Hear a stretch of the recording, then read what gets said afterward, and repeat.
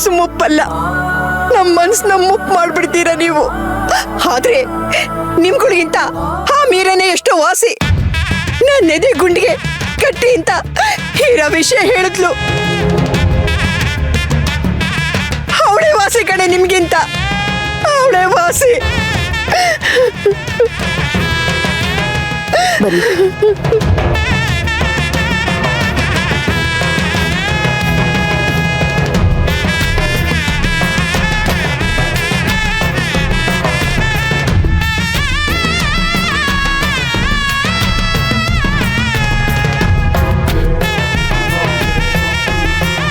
ನಿಂತ್ಕೋ. ಹೇಳಿ ಮೇಡಮ್. ಅಜ್ಜಿಗೆ ವಿಷಯ ಗೊತ್ತಾಗಬಾರ್ದು ಅಂತ ಹೇಳಿದ್ಮೇಲೂ ಏನಕ್ಕೆ ಹೇಳಕ್ ಹೋದೆ? ಮೇಡಮ್, ಅಜ್ಜಿ ಕಷ್ಟ ನೋಡಕ್ಕಾಗ್ತಾ ಇರ್ಲಿಲ್ಲ. ಒಂದೊಂದು ನಿಮಿಷನೂ ಹೊರಗೆ ಬಂದು ಕಾಯ್ತಾ ಇದ್ರು. ಯಾರನ್ನೇ ನೋಡಿದ್ರು ಅರ್ಜುನ್ಗೊಂದು ಫೋನ್ ಮಾಡು ಅಂತ ಹೇಳ್ತಾ ಇದ್ರು. ನಾಳೆ ಡಿಸ್ಚಾರ್ಜ್ ಆದ್ಮೇಲೆ ಅರ್ಜುನ್ ಸರ್ ತಲೆಗೆ ಬ್ಯಾಂಡೇಜ್ ಕಟ್ಕೊಂಡ್ ಬಂದ್ರೆ ಅಜ್ಜಿಗೆ ನಾವ್ ಅನ್ಕೊಂಡಿದ್ದಕ್ಕಿಂತ ದೊಡ್ಡ ಆಘಾತ ಆಗತ್ತೆ ಅಂತ ಅನ್ನಿಸ್ತು. ಅದಕ್ಕೆ ಕಂಟ್ರೋಲ್ ಮಾಡ್ಕೊಳ್ಳೋದಕ್ಕಾಗದೆ ನಾನೇ ಬಾಯಿ ತಪ್ಪು ಹೇಳ್ಬಿಟ್ಟೆ. Madam, I am really sorry madam. ನೋಡು, ಇಂಥ ವಿಷಯಗಳಲ್ಲಿ ಅಪ್ಪಿ ತಪ್ಪಿ ಕೂಡ ಬಾಯ್ ಬಿಡಬಾರ್ದು.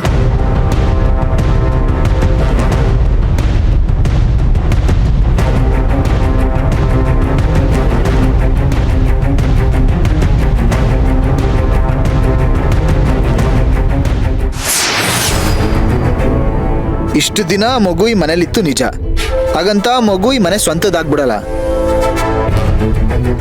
ಯಾರ್ದೋ ಏನೋ, ಯಾರು ಹುಟ್ಟಿದ್ಯೋ ಏನ್ ಕತೆನೋ, ಏನ್ ಮಗು ಇವ್ರಿಗೆ ಹುಟ್ಟಿರೋ ತರ ಆಡ್ತಿದ್ದಾರೆ.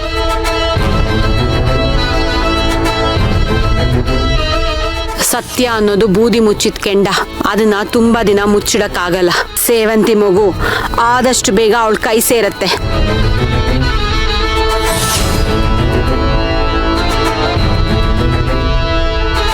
ಹೇಳ, ಏನ್ ನಿಮ್ಮ ಅತ್ತಿಗೆಗೆ? ಅಂದ್ರೆ ಅದೇನಾ ಸೇವಂತಿ ಮಗು?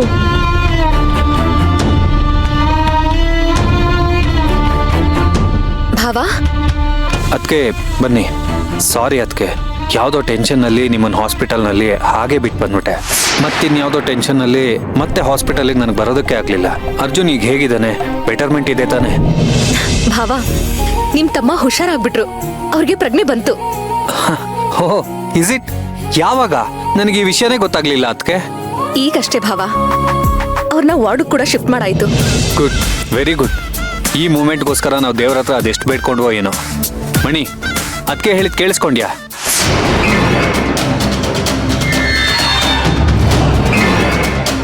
ಏನಾಯ್ತು ಭಾವ? ಅದೊಂದು ದೊಡ್ಡ ಕತೆ, ಬಿಡಿ ಅದಕ್ಕೆ, ಆಮೇಲೆ ಹೇಳ್ತೀನಿ. ಅರ್ಜುನ್ನ ಯಾವಾಗ ಡಿಸ್ಚಾರ್ಜ್ ಮಾಡ್ತಾರಂತೆ? ನಾಳೆನೆ ಮಾಡ್ತೀವಿ ಅಂತ ಹೇಳಿದ್ದಾರೆ ಭಾವ.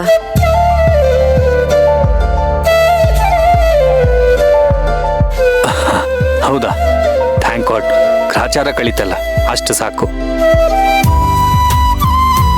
ಐ ಥಿಂಕ್ ಅರ್ಜುನ್ ರಿಕವರ್ ಆಗೋದಕ್ಕೆ ಇನ್ನೊಂದು 2 ವೀಕ್ಸ್ ಆದ್ರೂ ಬೇಕಾಗತ್ತಲ್ವಾ ಅದಕ್ಕೆ? ಎನಿಹೌ, ನಾನೀಗ ಹಾಸ್ಪಿಟಲ್ಗೆ ಹೊರಡೋಣ ಅಂತ ಅನ್ಕೊಂಡಿದ್ದೆ. ಡಾಕ್ಟರ್ ಹತ್ರ ಡೀಟೇಲ್ ಆಗಿ ಮಾತಾಡ್ಕೊಂಡು ಬರೋಣ ಅಂತ. ನಾಳೆ ನೀವೇನ್ ಬರೋದಕ್ಕೆ ಹೋಗ್ಬಿಡಿ ಅದಕ್ಕೆ, ನಾನು ಅಲ್ಲೇ ಇರ್ತೀನಲ್ಲ. ಅದೇ ಬೇಡ ಅಂತ ನಾನು ಹೇಳಕ್ ಬಂದಿದ್ದು ಭಾವ. ಅಲ್ಲಿ JP ಸರ್ ಇದ್ದಾರೆ ಭಾವ, ಅವರೇ ಎಲ್ಲಾನು ನೋಡ್ಕೋತಾ ಇದ್ದಾರೆ. ನಾಳೆ ಬೆಳಗ್ಗೆ ನಾವು ಹೋಗ್ಬಿಟ್ಟು ಅವ್ರನ್ನ ಕರ್ಕೊಂಡ್ ಬಂದ್ರೆ ಎಲ್ಲ ಕೆಲಸ ಮುಗ್ದ ಹಾಗೆ. ಸರಿ ಅದಕ್ಕೆ. ಮಣಿ, ಅದಕ್ಕೆ ಹೇಳಿದ್ ಕೇಳಿಸ್ತಾ? ಮಣಿ,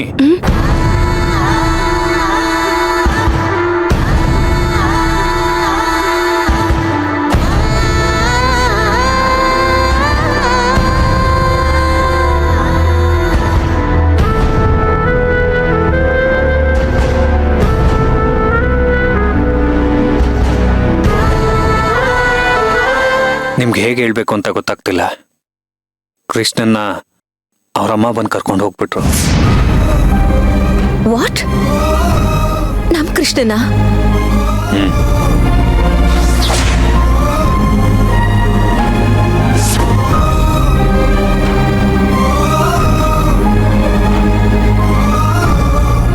ಅವನನ್ನ ನಿಮ್ಮಷ್ಟೇ ಇವಳು ಹಚ್ಕೊಂಡ್ಬಿಟ್ಟಿದ್ದಾಳೆ. ವಿಷಯ ಗೊತ್ತಾದಾಗ್ಲಿಂದ ತುಂಬಾ ಅಪ್ಸೆಟ್ ಆಗಿದ್ದಾಳೆ.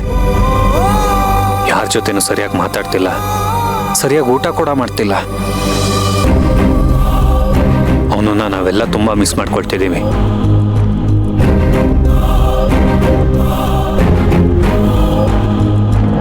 ನೀವು ಬೇಜಾರು ಮಾಡ್ಕೊಂಬೇಡಿ. ಅದಕ್ಕೆ ಆ ನರ್ಸ್ನ ಕಾಡಿಬೇಡಿ ಆದ್ರೂ ಮತ್ತೆ ನಾನು ಅವನನ್ನ ಮನೆಗೆ ಕರ್ಕೊಂಡು ಬರ್ತೀನಿ.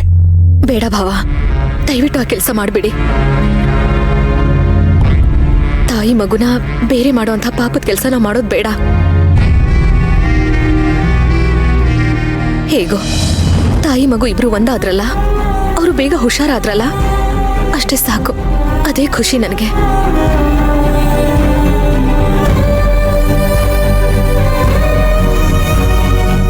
ಈ ಮಗು ಮಾತ್ರ ಅಲ್ಲ, ನಿಮ್ಮ ಮಗು ಕೂಡ ತನ್ನ ತಾಯಿನ ಸೇರ್ಬೇಕತ್ಗೆ. ಆದ್ರೆ ಇವಾಗ ನನ್ಗಿದ್ದಿದ್ದು ಒಂದೇ ಒಂದು ಸೋರ್ಸ್ ಅಂದ್ರೆ ಆ ನರ್ಸು. ಈಗ ಅವಳು ಎಲ್ಲಿದ್ದಾಳೆ, ಯಾವ ಊರಲ್ಲಿದ್ದಾಳೆ ಅಂತಾನೆ ಗೊತ್ತಿಲ್ಲ. ಏನ್ ಮಾಡ್ಲಿ, ಹೇಗೆ ಹುಡುಕ್ಲಿ?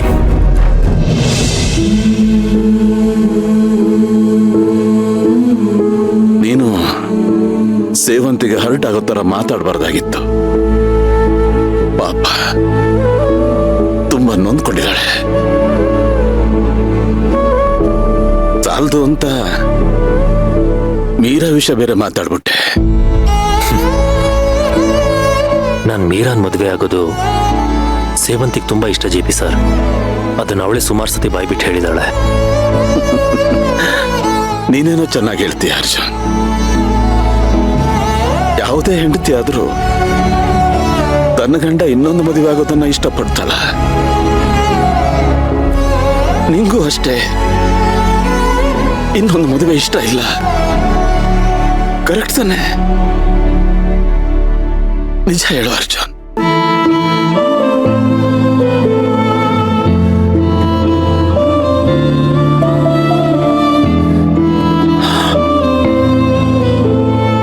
ಸೇವಂತಿ ನನ್ನ ಮಗಳು ಅಂದ್ಕೊಂಡು ಒಬ್ಬ ಅಪ್ಪನ ಸ್ಥಾನದಲ್ಲಿ ನಿಂತ್ಕೊಂಡು ಬೇಡ್ಕೋತಾ ಇದ್ದೀನಿ ಅರ್ಜುನ್. ಸೇವಂತಿನ ಯಾವುದೇ ಕಾರಣಕ್ಕೂ ಕೈ ಬಿಡ್ಬೇಡ. ಅವಳ ಹಿಂದೆ ಬೆನ್ನೆಲುಬಾಗಿ ನಿಂತ್ಕೊಂಡು ಅವಳನ್ನ ಕಾಪಾಡು ಪ್ಲೀಸ್.